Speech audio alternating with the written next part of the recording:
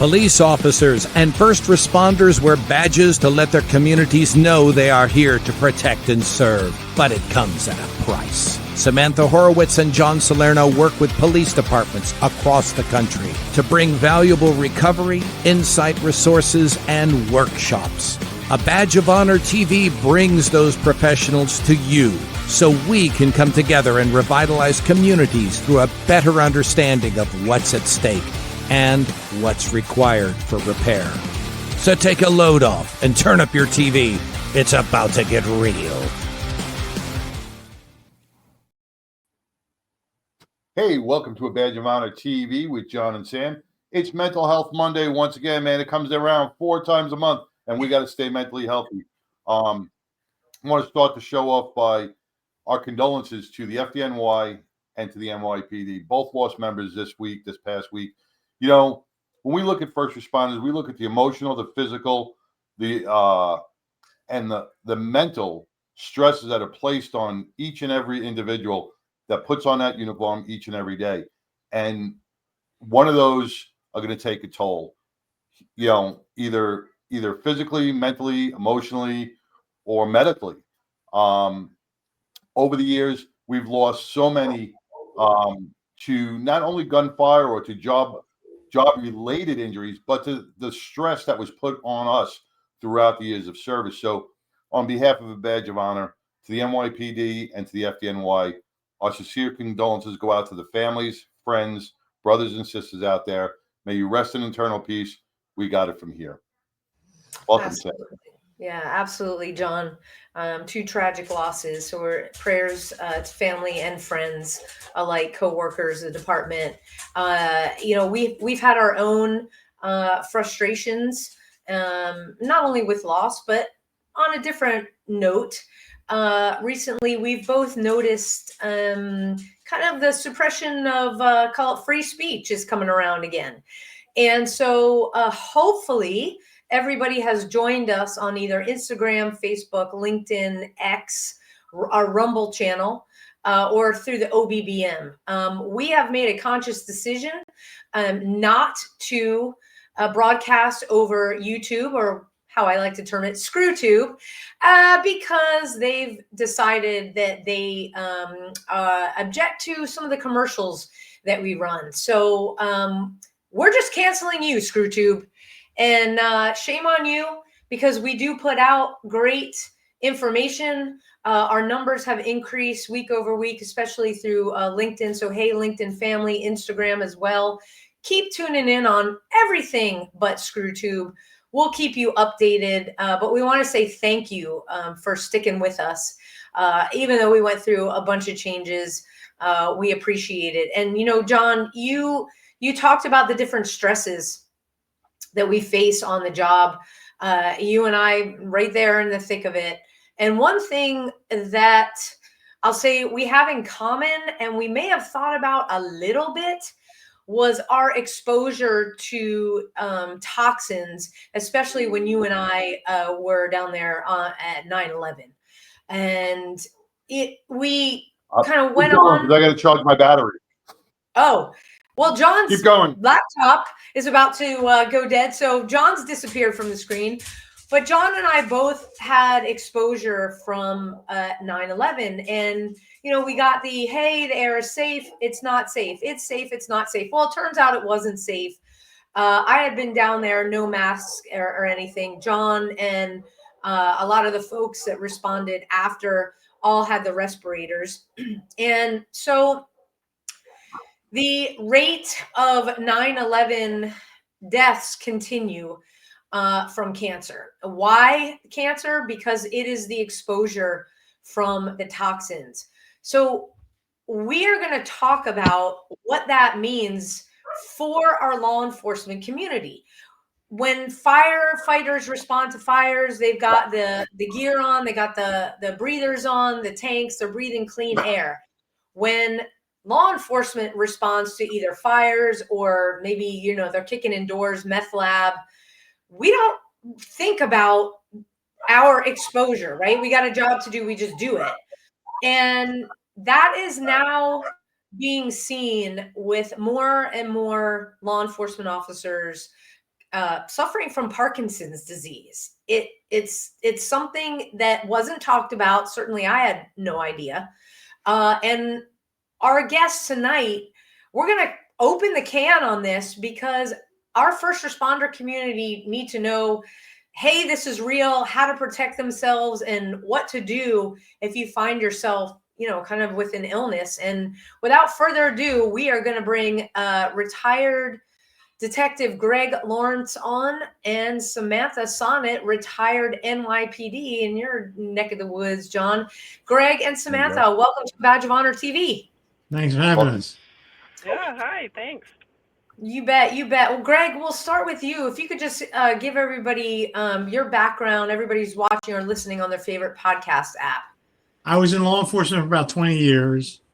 I left the Attorney General's office, Division of Criminal Justice, after I was exposed to potassium cyanide doing an environmental cleanup, which took about 2 days. My last unit I worked for was the environmental unit. And normally the environmental unit was small jobs, dumping. But this time we were called to a major environmental cleanup.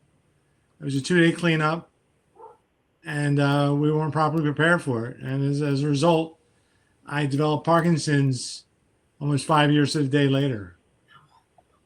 Wow. So you had no idea when you were, somebody called 911. We think about hazmat and other people showing up. You guys, sounds like you were first on scene and you had no idea. Well, these chemicals were stolen from a chemical holding company. And one of the things I guess was very alluring to these particular 6 boxes where there were large tags on them. One said gold, one said silver. As it turns out, it was potassium cyanide, an old plating solution they used 20 years ago that made it even more volatile. Oh, wow. They were leaking. And during the 2 days, I was exposed to it. And it wasn't after the fact that we smelled, and there's a term, like I said, in chemicals, if you can smell chemicals, it's already too late. And by that time, we suited up with the space suit. But I guess it was too much too soon, too late. And unfortunately, as a result, I developed Parkinson's. Wow. And Samantha, you have a background in the chemical, biological, radioactive, and environmental toxins as well. Tell everybody watching and listening on the favorite podcast app about you and your background. Yeah, hi, I'm retired Officer Samantha Sonnett, and I was part of the Counterterrorism Division for the NYPD. And for the last decade while I was there, I was the lead instructor for our COBRA team, which is responsible for training our specialized units and how to respond to anything that's in the CBRNe or hazardous material world. So when I say CBRNe, I mean like chemical, bio, rad, nuclear, and explosives. And I also travel the country on behalf of the Department of Homeland and train first responders and members of the military on how to respond to the operations level for CBRNe and hazardous material jobs. Well, listening to what Greg just said, that is vital that everybody receive that instruction. How did you two link up? It's kind of interesting. When I was first diagnosed, I refused to believe that this is a case that I was by myself. I cast a large net and started communicating with people. And the nine times out of 10, the major response I got was, "Thanks for sharing." It wasn't until I met, I guess, a friend of Sam's that I wrote to that put me in Sam's area, and she reached out to me, and I'm grateful for it. Yeah, we have a mutual friend, Conrad Weaver. He's the he's Yeah, the we one, know him well. Yeah. Yeah, Conrad sent Greg my way, and we connected through, I believe, LinkedIn, and we've just been talking ever since. And then I started the Facebook group for officers who are ill or injured, and he joined that. And we've stayed in communication because it's something we're both really passionate about, is trying to get, law enforcement, they need training on these hazardous materials that they could come in contact with that have catastrophic consequences. And honestly, the ball falls short across the country.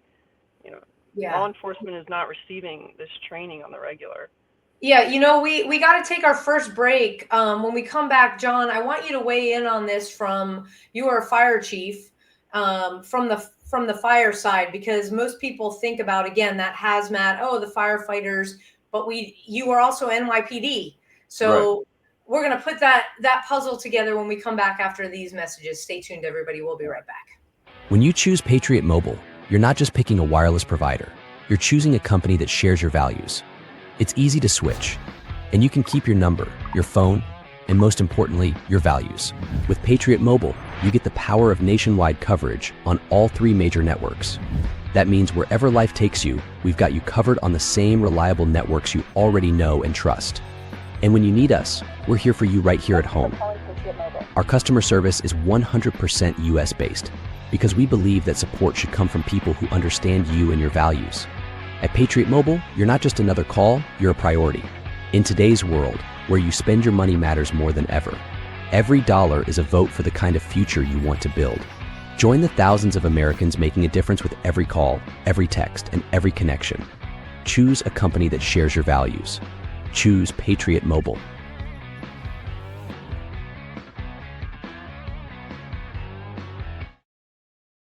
John, would you like free mobile service for 2 months? I would love free mobile service for 2 months. How about Awesome. 6 months, you got a deal. Look, everybody has a mobile device of some sort. We talk about this every week. You can switch to Patriot Mobile with our promo code badge and get 1 free month. But Patriot Mobile sweeten the pot, okay? Right now, when you call 972-PATRIOT, use promo code HOLIDAY25 and you get 2 free months of service. Tell them a badge of honor sent you. What does that mean? I get this question all the time because, hey, I never heard of Patriot Mobile. Well, we're here to tell you you're missing out on the best mobile service out there. Why? Because they draw on all 3 of the major carrier signals. So it doesn't matter where you are in the United States, you are covered. And roaming, everybody knows you got roaming charges, right? Not with Patriot Mobile. Your roaming is free. So keep your phone. Keep the network. Again, as you drive around, move around, fly around, travel around, it's going to pick up the best signal for you. So right now, well, maybe not right now.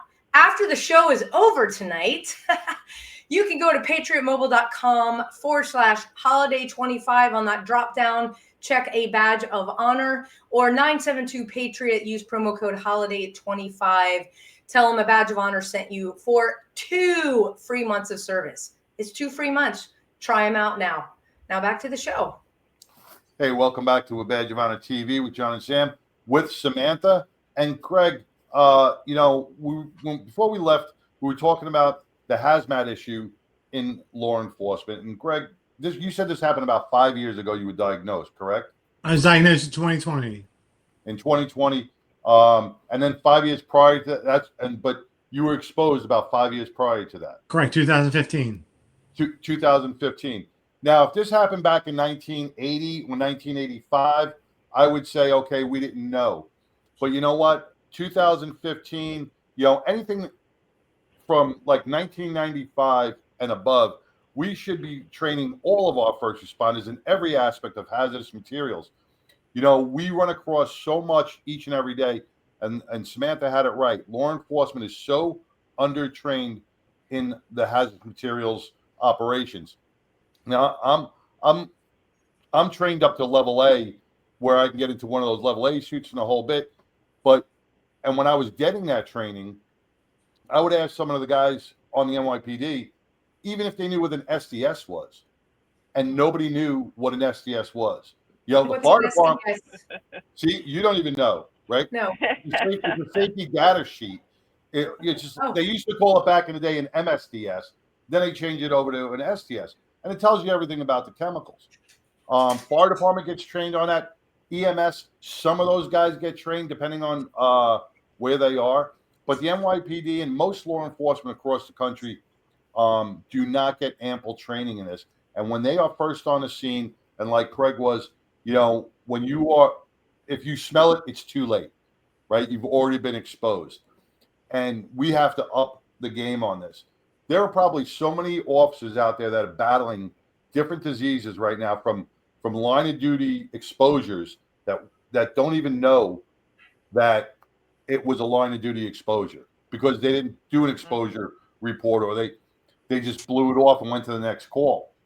And this is a huge thing why a lot of our first responders are getting sick and dying early age. Yeah. Greg, did you do an exposure number? Did you guys have that system? No, we had an incident command that seemed like nobody was trained on. At the time, my supervisor requested the road be closed because he knew how dangerous these chemicals were. I was left in the complete dark. Like I said, it wasn't until after we smelled the chemicals that we put the suits on. And to be honest with you, thinking back, I wish I never was part of that environmental group. Yeah. Did you So get any are you training? guys? Yeah, are sorry. you guys collecting information together? Greg, you shared before the show the numbers. If you combine fire and police, they are staggering. Yeah, I've been leaning on Samantha for advice. I just stuck my big toe into this pool. This world is new. It's as what I call its infancy stage. Like you said, John, the people don't even realize they retired with disease they may have gotten on the job. They just thought maybe it was their turn to get cancer or Parkinson's. I didn't really realize what Parkinson's was until I saw a neurologist. And one of the things that always stand out to me, she asked me, were you exposed to heavy metals? I'm like, what's heavy metals? That's when I went back and figured out I was part of an environmental cleanup, that those chemicals, what they call delay manifestation, caused my Parkinson's. And she thought it was very plausible.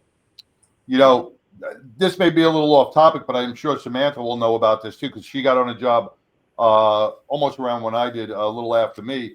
A lot of our police precincts, when they still had water fountains back in the 90s, they were copper piping. The NYPD precincts were old, right? They were built way back, and they still had the same pipings. So the waters, the showers were all run on this heavy metal copper corroded piping, and a lot of people did get sick. And they finally said, "Oh, let's shut these things down and turn the." I don't know if Samantha, if you remember that, but a lot of people did get sick, and the NYPD skated some of those lawsuits. Yeah, no, shocker. Mm. Yeah, So there's a lot of old stuff. Oh, sorry. Go ahead. No, go ahead. Go ahead, Samantha. What were you going to say? I think we have these steam pipe explosions in the city, and those are old pipes, like hundreds of years old. Now you're dealing with high levels of asbestos get kicked into the air.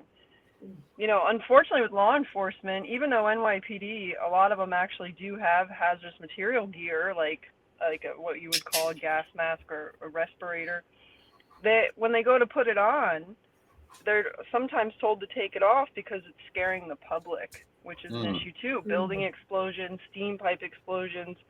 They have the gear. They're told not to wear the gear. It's conflicting messages from different brass, and it's an issue because all this stuff. Talk about delayed manifestation. Asbestos might settle in the small airway, and you might get mesothelioma 20 years down the road. No one's ever going to connect that back. Good luck with that. Right, and they're stigmatizing safety, and what you just said, because now the next time a rookie or anybody goes and tries to grab one of those gas masks, they're gonna be like, well, I have to wait for a boss to tell me to put it on, or I have to wait for the right time. That's like asking somebody when you can draw your gun and fire your weapon. When you know your life is in danger, you put it on. One better, maybe they got the wrong size. They don't know enough to know any better. Yeah. Are they fit tested? Yeah, I thought they were fit tested. I think we it's supposed to be fit test, but I don't know if Greg was fit tested. What kind of PPE did you have? What were you wearing? Do you remember? Originally, we were just wearing a mask and rubber gloves. Then we wound up wearing, I guess, the spacesuits. So with your exposure, Greg, you said that command said to close the road. but at no time did they say, hey, come away from the site and be over there by the road closure. My supervisor called it in, requested the road closure. He was denied. Wow. Greg, let me ask you a question. You said you had a mask and rubber gloves, right? So Right. you're in your duty uniform, right? I was running in plain clothes. You're in plain clothes, and then you got into a suit, right? After we smelled the chemicals. When you deconned out of that suit, did you decon your clothes that you were wearing? There was no decon. There was no decon. No. So here's secondary exposure. Now you take that suit off, and all the heavy metals and everything else are already in your fabrics, in your clothes. So now you're going to transport that into your car, and you're going to transport it into your home, and it's just a trail of chemicals that. And if there was no decon, oh my, that is amazing. You know, we got to take our next quick break. When we come back, it spurred on a memory, John, for me, what you guys are talking about, the decon, about 9/11 and our boots. So when we come back, I will share that, because 9/11 2001 is before Right. Greg, you had your exposure. Stay tuned, everybody. We will be right back. Look, when you need to respond to an aggressive situation to protect yourself, your family, or your property, understanding your firearm and legal position are critical. Officers know your skills are only as good as your commitment to training. So know what you're doing. So when you're in a vulnerable situation, we can count on your response. Whether you're a beginner or a licensed gun carrier, Carry in Texas offers basic firearms training, Texas permitless carry courses, license to carry, and basic 2A courses so you can understand the responsibilities, situational awareness, and learn the technical skill required when you carry your firearm. Go to carryintexas.com to find the right course for you. Join me, former United States Secret Service agent Samantha Horwitz, on the range for beginner basics, LTC prep, and range practice. Go to carryintexas.com today. That's carryintexas.com. Hey, welcome back to A Badge of Honor TV with John and Sam. We are powered by the OBBM network. I forgot to announce that before, but you can catch us on all your streaming platforms except ScrewTube for now on. But before we left, we were talking about chemical exposure in our first responders. You know, there was a big thing with the fire department as well, where we were able to take off, when the fire was out and everything was smoldering, they would say, all right, you can take off your Scott, your SCBA, you would take it off.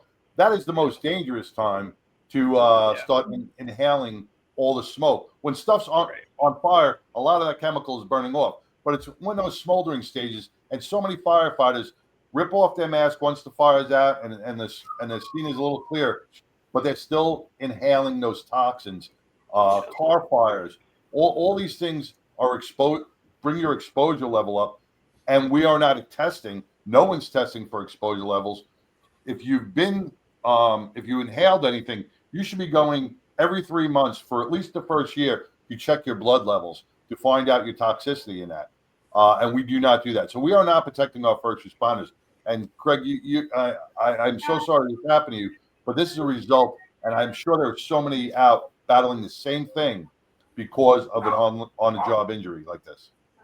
Yeah. You do what you're told. You follow your orders. Yeah, and I remember from being down at Ground Zero, and so our boots would get coated in the dust, and they had trays of water, and you'd clean your boots off before you left the scene. Now, this is 2001. You were exposed in 2015. How in the world?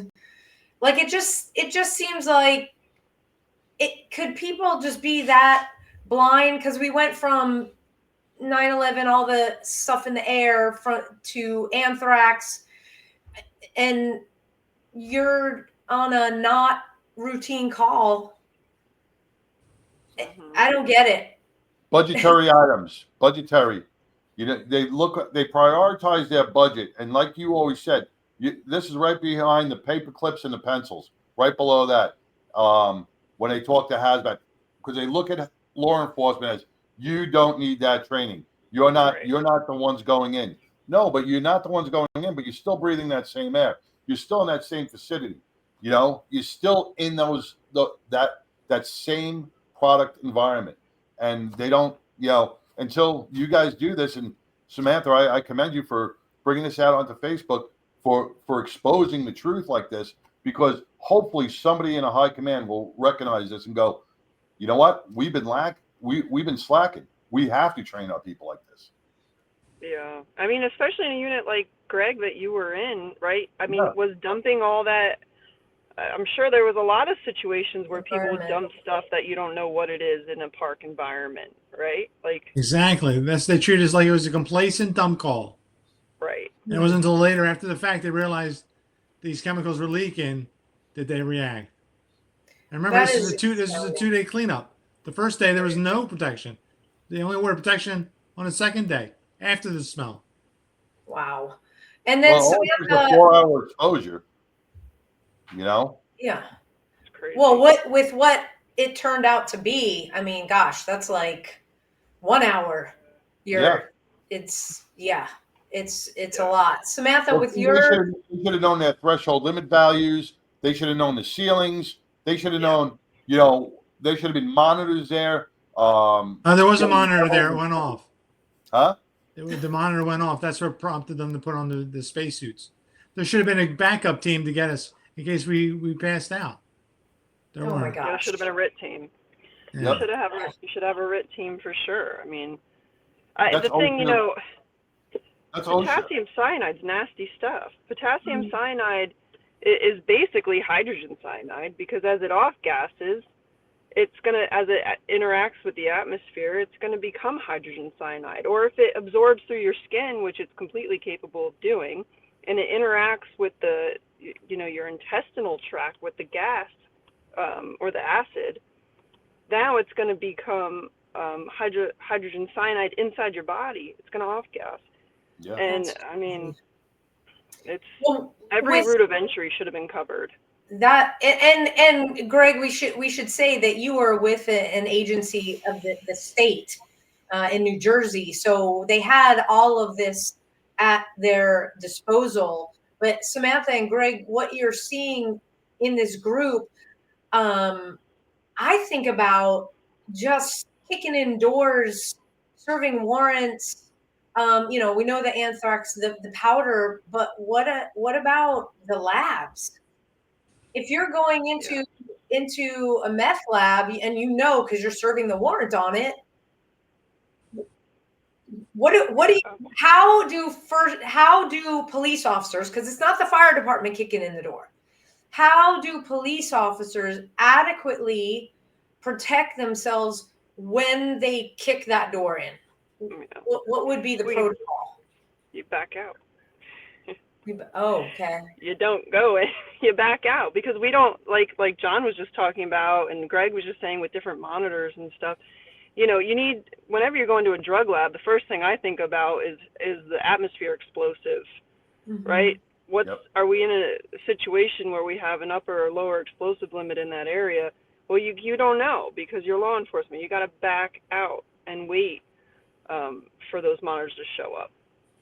And usually at a warrant on something like that, if you have intel that it's a meth lab, right? Yeah. You usually have a warrant. You know what's going in there. So the guys that are kicking in doors are usually pretty suited up with a mask, but that doesn't cover. They're not going in PPE. They're going in their regular uniform with a mask, right? A lot of skin exposure, a lot of neck exposure.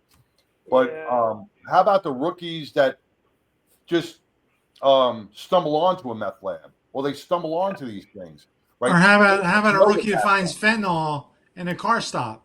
Bingo. Correct. Yep.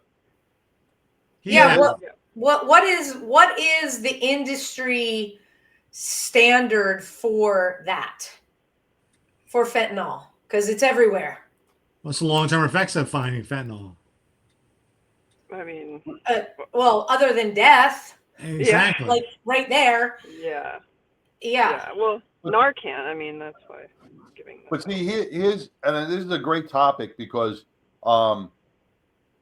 you have a couple of things that fall under OSHA, NIOSH, and HAZWOPER, right? If Okay, you got for everybody who's Yeah. not law enforcement or in that No, world, you gotta break it down, partner. That's got nothing to do with law enforcement. These are all government-run agencies. You have NIOSH, OSHA, which is the Occupational Standard Health and Safety, right? Then you have HAZWOPER, which is your training.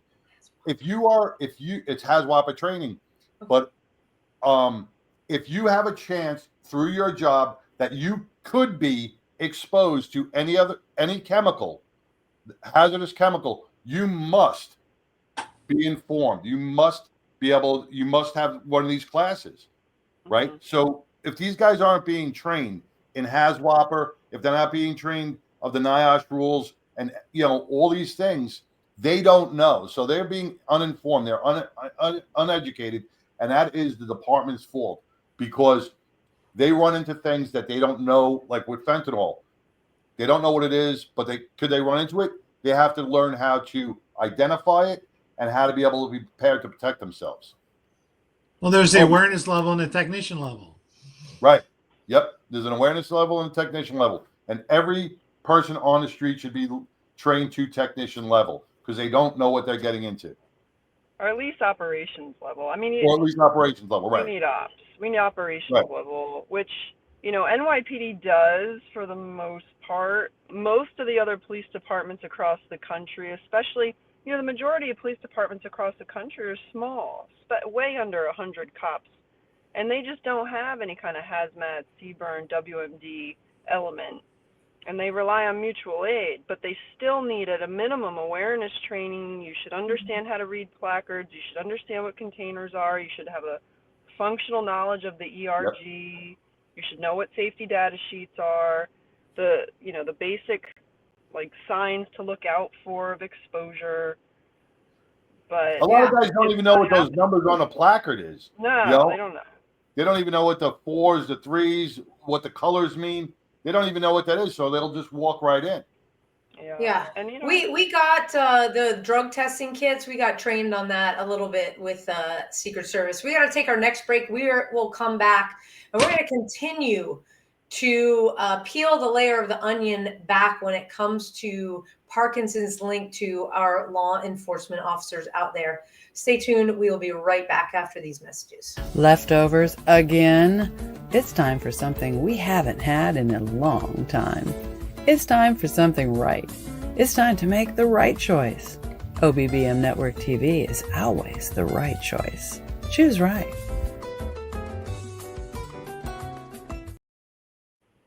Hey, welcome back to A Badge of Honor TV with John and Sam. Before we left, we're talking about exposure levels. We're getting into hazmat issues with our first responders who are not being adequately trained for the response that they go to. Samantha, you have a huge working knowledge on this through the NYPD, and I'm sure you guys were very highly trained in the division that you were assigned to. But how about the normal street cops? Were they trained to an adequate level? When we talk about police departments of 100 or 200 people, are they being trained? Just because you're in small town USA and out of New York, or you're not in Chicago, but you're in little, Podunk, Arkansas, right? Why shouldn't they have that same training? Because that's where the things are going to happen, right? I'll give you an example. East Palestine, Ohio, train derailment. What a nightmare. Yep. Yep. And being here in Texas, everything coming up from the border, we've got more fentanyl seized each week than, it's akin to what they're seeing in New York, the amounts, because that's where they're going to. So if you're in, a high corridor for a specific drug, does that not spur on the higher ups to say, hey, we need our folks trained on how to deal with, we'll just use fentanyl because, like I said, it is flowing through Texas in record numbers through those small departments from the border all the way through Dallas and beyond. So we got small departments and larger departments, but not we're not NYPD size departments. What should the command staff be bringing folks like you in, Samantha, that have the training to be like, okay, train my folks on first what fentanyl is, B, what to do when they see it, or C, if they see something and they don't know what it is, you know, if they have to effectuate an arrest, they got to do what they got to do. But after that. Yeah, I mean, you know, fentanyl is a bit of a different beast because it can absorb through the skin. And, you know, obviously it can cause immediate death. And I do think fentanyl is discussed a decent amount, and that, you know, Narcan is given out a little more on the regular than ever before, right? I think you can even buy it in vending machines for the most part at this point. Yeah. So at least fentanyl is available. But understanding the routes of entry are important, the effects, and, you know, just because you have Narcan, it's just temporary. It's a temporary fix, right? Yeah. So Greg, let me just ask having something. a full understanding. If you don't mind me asking this, No.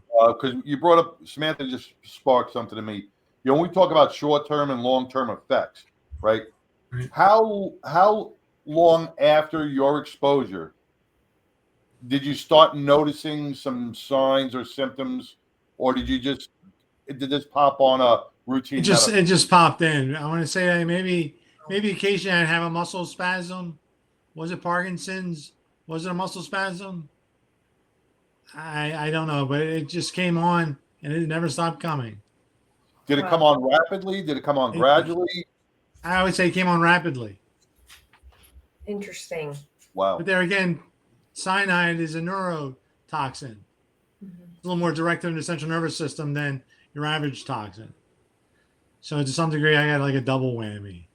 Wow. Well, after the exposure, there was, like we said, there was no decon, but there was any medical follow-up after the exposure?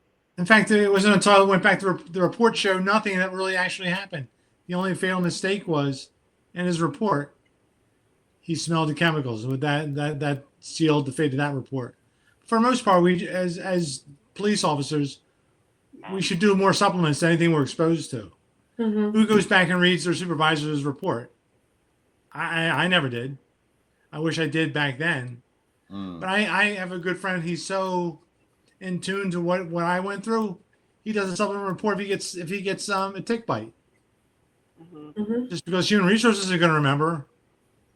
Right. Yeah. So with you guys in the Facebook group that you have, I'm going to put up the name of it right here. It's called the Busted Blues on Facebook. So if you're a law enforcement officer and you've had exposure or you are busted up, connect with Samantha and Greg over there. What kind of data are you collecting? I'm just collecting information. I'll tell you one of the stories that moved me the most. And this has to do with firemen. And let's say you do everything right. Let's say there's a tweak maybe with your equipment that you're not really aware of. But in 1986, in Spencer, Massachusetts, 4 firefighters fought a tire fire for 4 days. By the time they all retired, they all had Parkinson's disease. Wow. Exactly. Wow. Well, Greg, I mean, the stuff that you sent us before the show, it is just so many. Like I said before, the numbers are staggering. And the fact that it's not able to be put together easily, it's like, I was here, I did this, 5 years later, I got this, or I got a blood test with a routine physical and I have this. Are we looking at potential, I don't want to say lawsuits, but are we using this for increased awareness to get departments to start putting in more education tools around this, or do we have some folks? I think it's twofold. Like, hey, I think I nobody want money for my treatment. You're not going to get money from suing your state. But what you can do is twofold. Is you can apply and try and help your state get presumptive law. Now there's presumptive law out there in 50 states, but it doesn't include Parkinson's. 2 states include Parkinson's, but for firemen only. That needs to change. Somehow they need to recognize that Police officers, firemen, and EMTs are all first responders. You got to break down those walls instead of breaking things down into fire, police, and make it more of a family. I think you'll find the numbers increase. You'll get more awareness that way. So when you say presumptive, when we're talking about presumptive law, can you explain that just a little bit? Presumptive laws exist in most states, and they normally include heart attack, cancer. That means they're on-the-job injuries. Parkinson's has yet to be really recognized as an on-the-job injury. Yeah. Got it. But you guys are doing. Is there not enough data for them to do that, or? It's a funny story. The reason why Indianapolis, Indiana got the presumptive law was there was a firefighter who recently passed away, filed for a presumptive law with his politicians. The day before the court case, there was a building fire not too far from City Hall. They all evacuated. It wasn't until the fact they realized they were in fear of their own lives that they have the sympathy to pass a law like that. So Indiana and New York have presumptive laws for Parkinson's. Interesting. But firemen only. For firemen only. But that's a start. Yeah. It's a start, but like I said, the numbers that you sent me, it needs to be for first responders. Yeah, if I can do just searching for my own computer, I found 10 names, 5 firefighters and 5 police officers with Parkinson's. That's amazing. Well, that's like Sam. For the longest time, the FDNY had the heart bill, right? Yeah. And the NYPD never had the heart bill. And I think they have it now, right? They have it now. They have it now. I don't know how long they'll keep it, but we have it now. I mean, our statistics in general, just in law enforcement, are staggering alone. I mean, our average lifespan is about 57 years old. We fall 20 years shy. Down from I got 10 years ago. I'm past my lifespan. We're doing good. 20 years shy of the national average. Yeah. And we lead the country in heart disease, metabolic disorders. I mean, even obesity. We lead the way. Yep. So it's a big problem. And we talk about, having the folks come in and talk about nutrition and stuff like that. Hey, don't eat that, eat this. And it's like, hey, you try to do a shift. You work midnights, you work graveyard, and how that flips your circadian rhythm and your body clock. And man, the sugar cravings just go through the roof. So we understand that, but we don't take it to the nth degree to be like, okay, we know I'll say worse things happen in the evening, in the dark. Okay, what does that look like for those people? And then in that, we've had enough tragic occurrences like 9/11, like Palestine, Ohio, like I believe, correct me if I'm wrong, 10th of November was the fire was it in South Carolina? The warehouse fire that killed. Oh, the explosion? Yeah, that killed several firefighters. At the EOD location, the explosives location, is a massive explosion. 9 people died. Oh, right. Okay, yeah. Okay. That was warehouse employees, right? While you're talking about the Carolinas, here's an ugly word. Trichloroethylene. You're talking about the Carolinas. Trichloroethylene. Trichloroethylene. Yeah. North Carolina. Trichloroethylene is a big one, and it's firefighters can get exposed to that for sure. It's it's TCE. You might have heard of it in that way, or paraquat. Those two things are really tied to Parkinson's. Or what about our veterans? Camp Lejeune. And burn pits. Oh, yeah. Burn pits. Those two can definitely play into Parkinson's. And one thing we haven't touched on yet are chemical assisted suicides, because you're seeing cyanide salts used there. Interesting. So okay, so we're not an issue too. Wow. So how is somebody getting their hands on this? I mean, this stuff is out there. It's a commercial grade.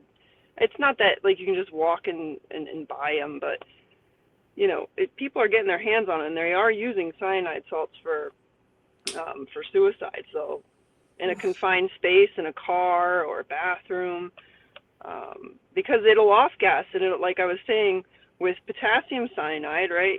It's going to react with the air, and now you're going to have hydrogen cyanide. Right. And when we talk about decon too, like one of the biggest things I see across the country is, I mean, we got to update the way we decon. You can't always just put water on everything. Water on it. If you go and put water on potassium cyanide, you're going to create hydrogen cyanide. So like this idea of just dumping water on everything is an issue too. Especially in urban environments like FDNY and NYPD have actually adopted mostly dry and damp decon methods. And we need to update that across the country, because just dumping water on things can be really dangerous. And some things are explosive with water. Great point. Great point. Yeah, wow. Something you never think about. So, hey, if you are a first responder who was busted up on the job, you possibly had chemical exposure, you just know that you were exposed to something. Check out the Busted Blues, that's plural, Blues, on Facebook. And share your story. Yeah. Let Greg and Samantha hear your story, get connected, because they can give you a pathway to connect the dots. And, when you can solve a health mystery, and the more and more we're able to talk about this, to connect the dots, to be able to tell our doctors, hey, I was exposed to this, it's been 10 years.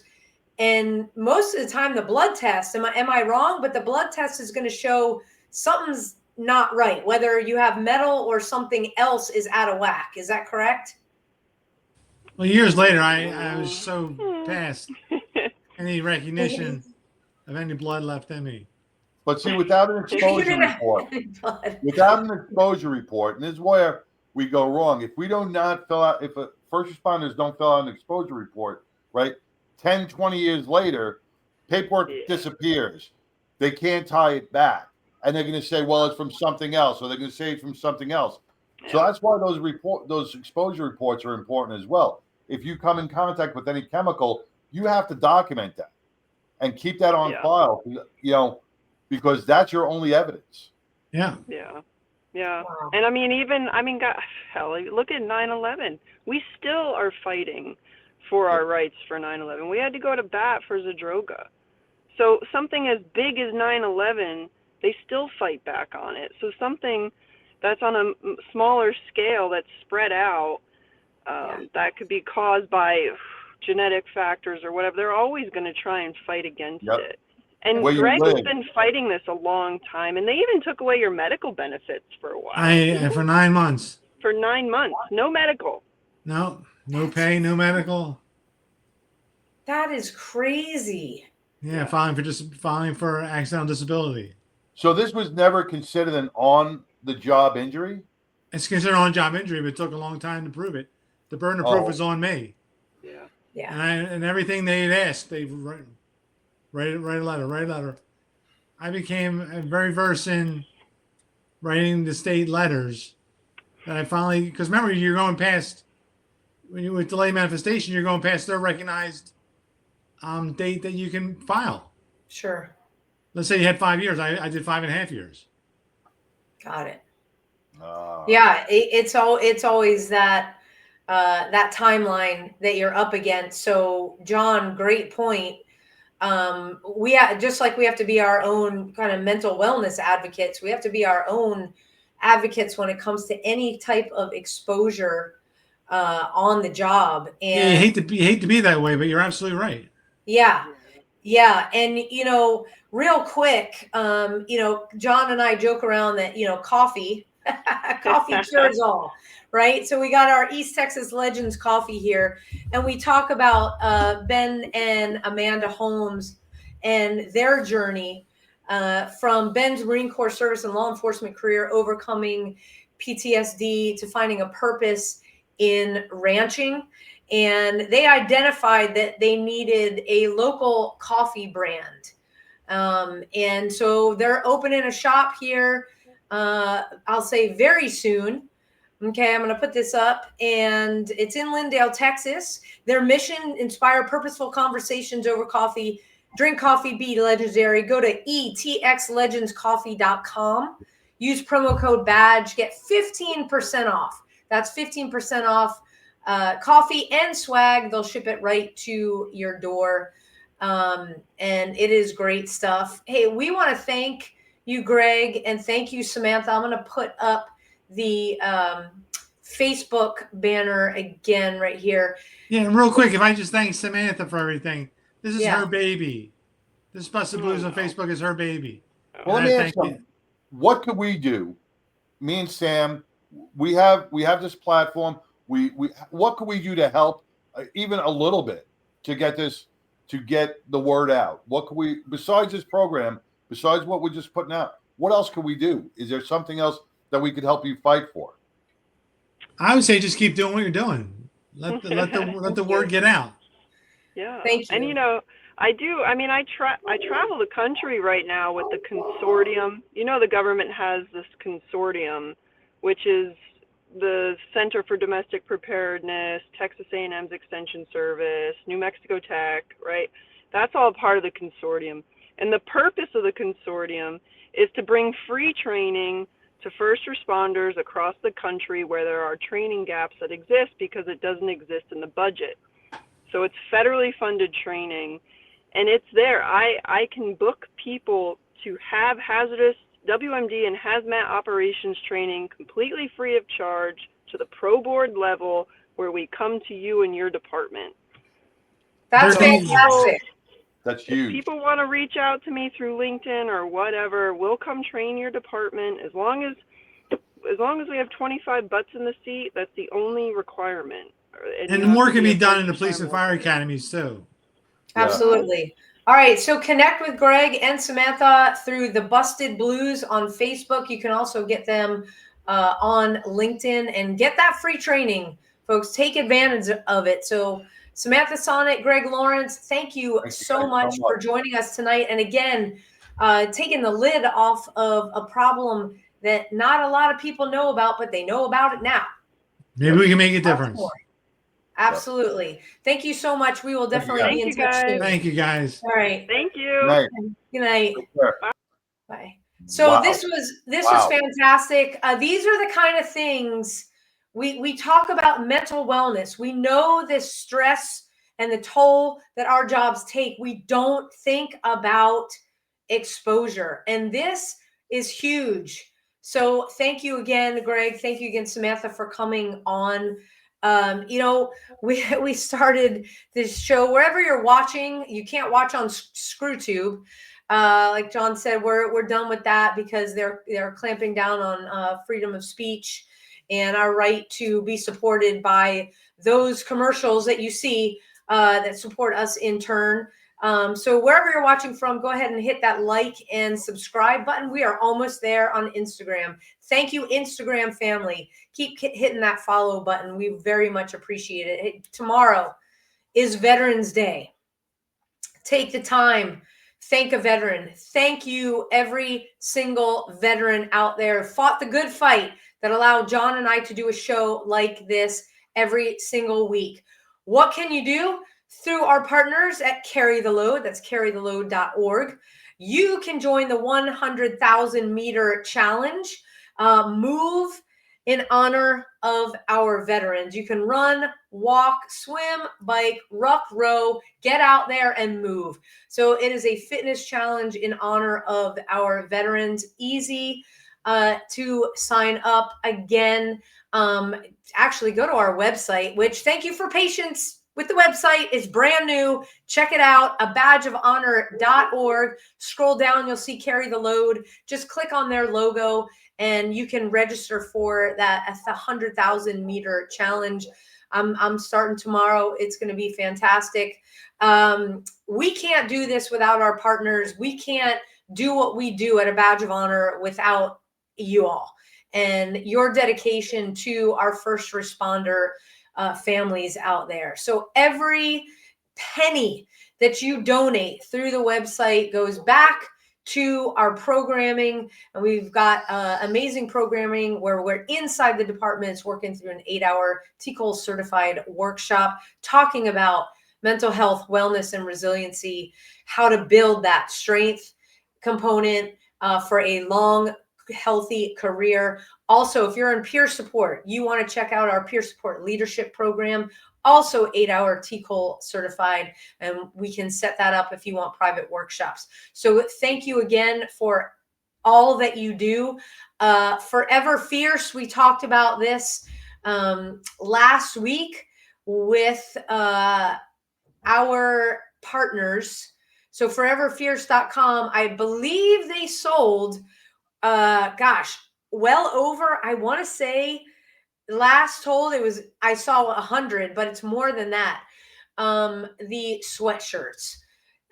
So again, we're the recipients and beneficiaries of the funds raised. Thank you so much, foreverfierce.com, for doing that. And Elite Fitness, for reaching out to them. So for all of our first responders out there, thank you for what you do, keeping our community safe. We are praying for your safety every single day. Veterans, right on. Thank you so much. And remember, Veterans Day tomorrow. Thank a veteran. Put a flag. I want to see American flags on everybody's lawn. For our active duty personnel spread out across the globe, there's a lot of stuff going on. We're keeping you in our prayers as well. Thank you for keeping us safe here on the home front. John, take us home. Well, we're going to talk about veterans. We talked about tomorrow's Veterans Day, but it would be remiss of us to say happy 250th birthday to the United States Marine Corps. Simplify. Peace. Peace. See you all next week. Take care. A Badge of Honor podcast is produced for the OBBM Network podcast and protected under copyright law. For content permissions, please submit your request to abadgeofhonor.com on the content page. For OBBM Network programming information, please call 214-714-0495 today.